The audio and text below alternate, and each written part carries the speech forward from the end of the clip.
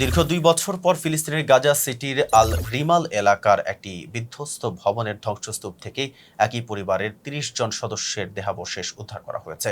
২০২৩ সালের ১৯ December Israeli বাহিনীর ভয়াবহ বিমান হামলায় তারা নিহত হন বলে নিশ্চিত করেছে গাজার বেসামরিক প্রতিরক্ষা বাহিনী।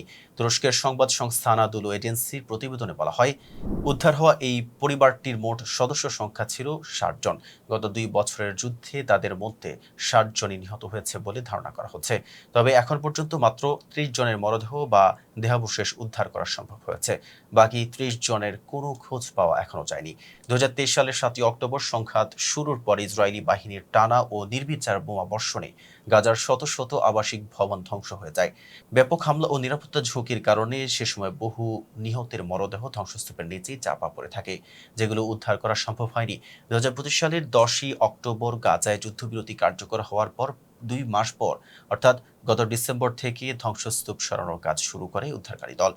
ধ্বংসাবশেষ অপসারণের এই কার্যক্রম শুরু হওয়ার পর এবারই প্রথম কোনো একক ভবন থেকে এত বিপুল সংখ্যক মানুষের দেহাবশেষ উদ্ধার করা হয়েছে। গাজার স্বাস্থ্য মন্ত্রণালয় ও বেসামরিক প্রতিরক্ষা বাহিনীর তথ্য অনুযায়ী গত ২ বছরে গাজা উপত্যকায় অন্তত ৭০,৭০০ ফিলিস্তিনি নিহত হয়েছে। আহতের সংখ্যা ছাড়িয়েছে ১,৭০,০০০। নিহত ও আহতদের একটি বড় অংশই নারী ও শিশু।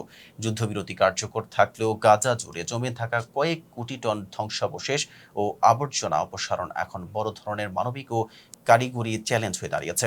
কর্তৃপক্ষ আশঙ্কা করছে এসব ধ্বংসস্তূপের নিচে আরও হাজার হাজার মানুষ এখনো নিখোঁজ অবস্থায় থাকতে পারেন। এতক্ষণ সাথে ছিলাম মেহেদী হাসান। ফেজ দ্য পিপলের সাথে থাকার জন্য ধন্যবাদ।